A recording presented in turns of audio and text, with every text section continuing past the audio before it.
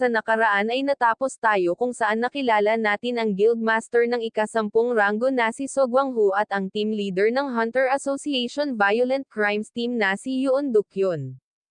Sa pagpapatuloy ay makikita si Taejon na nakatayo sa harap ng isang halimaw at maya-maya pa ay mabilis siyang kumilos patungo sa halimaw at sinubukan ang kanyang makakaya na talunin ito, ngunit ang lahat ng kanyang pagsisikap ay walang epekto sa halimaw. Maya-maya pa ay umungol ng malakas ang halimaw, kasabay noon ay makikitang muling umatake si Taejon at sinubukan niyang atakihin ang sungay ng halimaw, ngunit laking gulat niya nang hindi man lang ito nagalusan mula sa kanyang atake.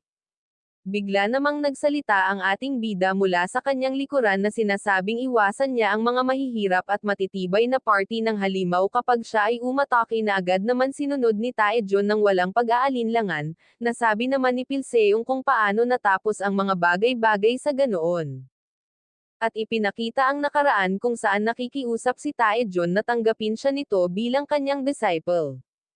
Lubos namang nagtataka si Pilseong sa pinagsasabi ni Taejon na disciple dahil wala naman siyang sinabi na naghahanap siya ng magiging studyante. Saad naman ni Taejon na gustong-gusto nga raw niyang sundan ang yabag ng ating bida na maging pinakamalakas na hunter.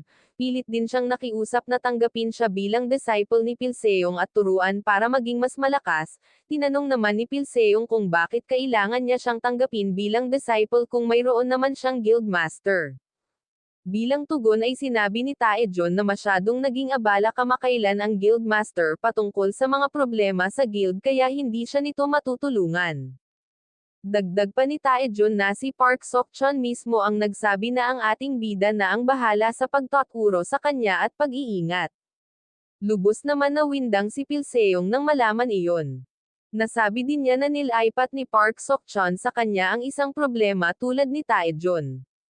Gayunpaman kalaunan ay wala ng ibang pagpipilian si Pilseong kundi tanggapin siya bilang kanyang disciple, ngunit ito ay para lamang sa training ni Taejon para mas maging malakas siya.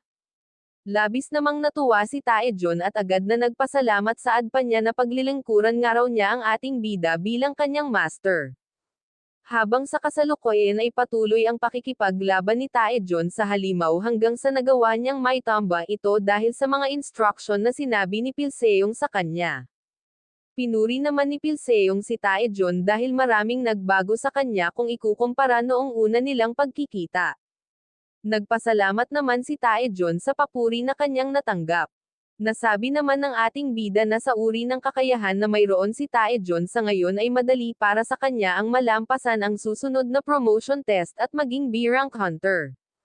Saad naman ni Taejon na iyon dahil nga raw sa ating bida dahil kung hindi dahil sa kanya ay hindi siya lalakas, dagdag pa niya na nagsanay nga raw siya ng mabuti. Sinabi naman ni Pilseong na iyon ang tamang kilos at gawin ng isang hunter na nagnanais na mas lumakas. Sa kabilang banda ay makikita ang ilan sa kasamahan nila ang pagkainis dahil ginagawa nila ang lahat ng kanilang makakaya para manghunting, ngunit ang ating bida ay pinapanood lang sila mula sa likuran at hindi tinutulungan. Nagalit naman si Taejon sa mga pinagsasabi ng ilan patungkol sa kanyang master kaya napagpasyahan niyang kumprontahin ang mga ito, ngunit nang gagawin niya na iyon ay pinigilan siya ng ating bida. Saad din niya na wala nga raw siyang pakialam sa mga sasabihin at iniisip ng iba patungkol sa kanya. Sinabi din niya kay Taejon na mas mabuting magmadali na lang sila sa pag-clear ng dungeon at para makalabas na. At nang matapos nilang malinas ang dungeon ay makikitang nagtipon-tipon ang lahat sa isang lugar, at nang pauwi na si Pilseong ay lumapit sa kanya ang isang lalaki na isa sa kanyang naging kasamahan sa dungeon kanina. Tinanong ng lalaki kung totoo na na-promote ang ating bida sa pagiging B-rank sa isang subok lang na agad namang sinang-ayunan ni Pilseong. Tinanong din niya ang lalaki kung bakit niya iyon naitanong. Sinabi ng lalaki kung maari ba siyang tanggapin ng ating bida bilang kanyang disciple dahil gusto din niyang lumakas tulad niya. Lubos namang nagulat si Pilseong nang marinig, at kahit si Taejon ay nagulat din at nagtataka sa kung anong nangyari. Saad naman ng ating bida sa lalaki na hindi pang araw siya nito kilala pero nais na nitong maging disciple niya. Sinubukan din niyang paalisin ang lalaki saad pa niya na alam niyang hindi siya basta-basta susuko pagkatapos ng lahat tulad ng pagpunta sa kanya at magtanong, malungkot namang tugon ng lalaki na naiintindihan niya kung ayaw sa kanya ng ating bida. Nang makita ni Pilseong ang reaksyon ng lalaki ay tinanong niya muli ito kung ano nga ba talaga ang kanyang dahilan at gustong gawin. Dagdag pa niya na nahihirapan siyang kausapin siya dahil sa kanyang ugali. Agad namang humingi ng tawad ang lalaki dahil sa kanyang di kanais-nais na pag-uugali. Bigla namang sumingit sa kanilang usapan si Taejun at tinanong si Pilseong kung bakit hindi niya nalang tanggapin ang lalaki bilang kanyang disciple tulad niya. Saad pa niya na para sa isang tao na masyadong mahiyain tulad niya ngunit naglakas loob na magtanong kung maari siyang maging kanyang disciple ay siguradong mayroong dahilan. Masaya ding inihayag ni Taejun na magiging masaya din siya kung mayroon siyang makakasama sa pagsesenay sa ilalim ng ating bida. Seryoso namang sinabi ni Pilseong na sa edukasyon ang ugali ng nag-aaral ay kasing halaga ng nagtuturo. Dagdag pa ni Pilseong kung paano niya sapat na matuturuan ang isang taong mukhang walang motibasyon at wala sa sarili. Ngunit biglang sinigaw ng lalaki na mayroon siyang motibasyon sa kanyang sarili ngunit nang makita niya ang titig at aura ni Pilseong ay namuo ang takot sa kanyang mukha. Nang aalis na sana si Pilseong ay biglang sinabi ni Taejun na nakikiusap nga raw siya na tanggapin din niya ang lalaki bilang kanyang disciple.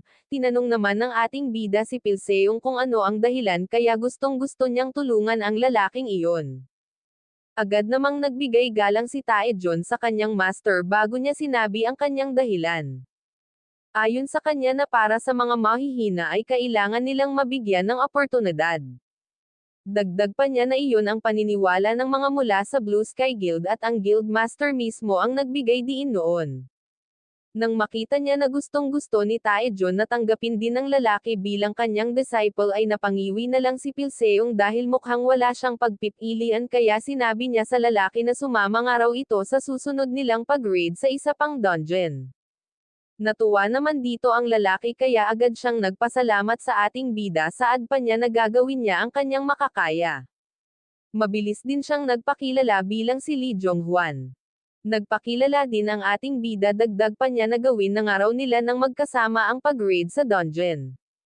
Nang paalis na ay nagpakilala din si Taejun kay Lee Jonghwan saad pa niya na dahil magkasama sila na magsesenay ay mas mabuting magsalita nga lang daw sila ng normal.